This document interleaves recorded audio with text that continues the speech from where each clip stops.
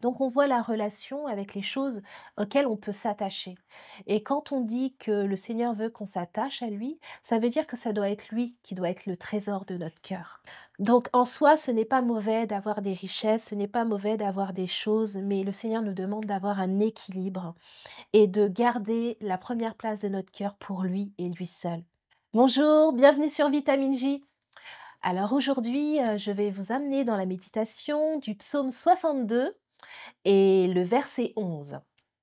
Quand les richesses s'accroissent, n'y attachez pas votre cœur. Amen. C'est un avertissement du Seigneur. Pourquoi? Que risque-t-il de se produire si nous nous attachons aux richesses? Ah, de bonnes questions, hein. Donc déjà, cupidité, c'est le désir immodéré d'argent, de richesse. L'avarice, elle, c'est l'attachement excessif à la possession d'argent et de richesse sans en faire l'usage. Donc j'amasse, mais je dépense rien. Cupidité et avarice sont l'amour de l'argent. C'est-à-dire qu'on est centré sur nous, on est égoïste. Et le Seigneur nous invite à nous confier en qui? En lui et en lui seul. 1 Timothée 6, verset 10, il est dit: «Car l'amour de l'argent est une racine de tous les maux. Et quelques-uns, en étant possédés, se sont égarés loin de la foi et se sont jetés eux-mêmes dans bien des tourments.» Matthieu 6, 21 parle d'autre chose. Il dit: «Car là où est ton trésor, là aussi sera ton cœur.» Donc on voit la relation avec les choses auxquelles on peut s'attacher. Et quand on dit que le Seigneur veut qu'on s'attache à lui, ça veut dire que ça doit être lui qui doit être le trésor de notre cœur. Le Seigneur désire être le trésor de notre cœur. J'ai un petit témoignage à donner par rapport au fait de s'attacher justement aux choses de ce monde. Et en fait, il y a quelques années en arrière, on est parti de la région parisienne et on a atterri en Vendée parce que c'est le Seigneur qui nous a demandé de faire ce chemin et on est parti par la foi et le Seigneur nous a honorés. Il a honoré notre foi. On est parti, on était dans un logement, en HLM, dans un appartement, qui était encore aux parents de mon mari, voilà, sous leur nom. Donc on n'avait pas de logement à notre nom et donc on est parti en Vendée, on a pris nos enfants, nos bagages et on est arrivé sans rien et le Seigneur, nous a bénis. Il nous a permis d'avoir un logement, une maison, très grande, spacieuse, 150 m², 1000 m² de terrain, mais quelque chose on ne pouvait même pas s'imaginer, ni en concret, vu qu'on était tous les 2, on avait abandonné le travail, donc on était au chômage. Donc c'était des choses qui étaient vraiment pas réalisables de point de vue naturel. Mais le Seigneur nous a bénis et nous a montré que quand on l'honore, quand on le suit, il est là et il nous bénit. Donc il nous a bénis et il nous a permis de vivre dans un endroit, je dirais plutôt quartier bourgeois, excusez-moi l'expression, mais voilà, on n'était pas habitué à ça et donc voilà. Et au fur et à mesure, je me suis attachée à la maison, attachée à tout ce qu'il y avait autour, attachée à même l'image que les autres pouvaient avoir de moi, parce qu'ils pensaient que puisque j'habitais là, je pouvais sûrement avoir un salaire ou avoir un niveau de vie convenable, en tout cas qui aille avec cette maison. Et non, pas du tout. Et à un moment donné, qu'est-ce que le Seigneur a fait quand il a vu que je me détachais, que je me détournais? Il a simplement enlevé la bénédiction. Et oui, du jour au lendemain, le propriétaire a voulu récupérer son bien. C'est honorable, hein, il y a pas de souci.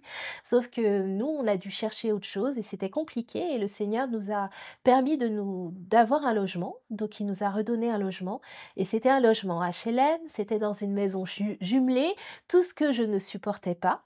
Mais j'ai pris ma leçon parce que pendant un temps, j'ai pleuré, hein, je vous avoue, j'ai pleuré. J'ai pleuré, j'ai pleuré. Je dis: «Seigneur, pourquoi tu me fais ça? Pourquoi tu me fais ça?» Et en fin de compte, il m'a révélé que je m'étais attachée à des choses matérielles et que c'est pas la priorité. La priorité, c'était d'être là où il veut, au temps où il veut. J'avais fini, dans ce quartier de semer, de donner ce que je devais donner et je devais aller ailleurs pour donner à d'autres autre chose de la part de Dieu. Et quand j'ai compris cela, alors mes pleurs se sont transformés en joie et j'ai glorifié le Seigneur. Et j'ai appris et j'apprends encore à me contenter et à bénir l'Éternel en tout temps et en toute saison. Donc ça, c'est mon témoignage et gloire à Dieu, parce qu'il est un bon père. Il sait comment corriger ses enfants. Donc en soi, ce n'est pas mauvais d'avoir des richesses, ce n'est pas mauvais d'avoir des choses, mais le Seigneur nous demande d'avoir un équilibre et de garder la première place de notre cœur pour lui et lui seul. Ce que Dieu donne est pour un temps, afin que sa gloire se manifeste. Et pendant un temps, nous en sommes bénéficiaires, nous en profitons. Nous ne devons pas nous y attacher, peu importe ce que c'est, mais je t'invite à ne pas t'attacher à cela.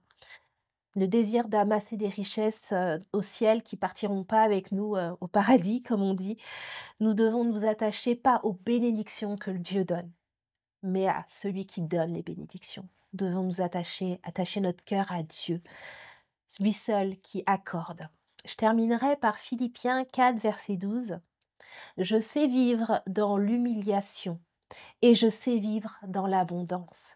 En tout et partout, j'ai appris à être rassasié et à avoir faim, à être dans l'abondance et à être dans la disette. Et je terminerai par ce verset, je puis tout par celui qui me fortifie. Amen. Le Seigneur t'invite encore à ce que tu t'attaches à lui. C'est une invitation à être encore plus proche de son cœur et de la même manière, il t'invite à faire le tri, le ménage dans ton cœur afin de savoir qu'est-ce qui prend la place de Dieu. Qu'est-ce que tu as mis sur le trône de ta vie? Si c'est l'argent, alors, il faut que tu l'abandonnes. Voilà, je vais vous laisser sur ces dernières paroles et je vais maintenant prier pour vous afin que le Seigneur, soit invité dans vos vies à être le premier. Soyez bénis. Seigneur Dieu Tout-Puissant, merci parce que tu es bon, parce que tu es un bon Père et parce que tu sais comment parler au cœur de chacun de tes enfants.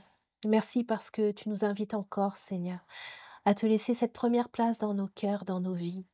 Seigneur, que tout ce que tu donnes, Seigneur, est bon et pour un temps, mais que jamais ça prenne ta place. Seigneur, je te prie pour les auditeurs, les auditrices, afin Seigneur, qu'aujourd'hui, Seigneur, il y ait le ménage dans leur cœur. Afin qu'aujourd'hui, Seigneur, ils te remettent à la première place dans leur vie et qu'ils considèrent que tout ce que tu leur donnes, Seigneur mon Dieu, est pour ton royaume et pour ta gloire. Seigneur, et que, Seigneur, ils soient, Seigneur, à l'écoute de ta voix, afin d'être aussi une bénédiction pour ceux qui les entourent. Seigneur, je te loue et je te rends grâce, Seigneur mon Dieu, parce que tu fais toutes choses belles en ton temps. Gloire te soit rendue. Au nom de Jésus. Amen. Soyez bénis, bonne journée et à bientôt.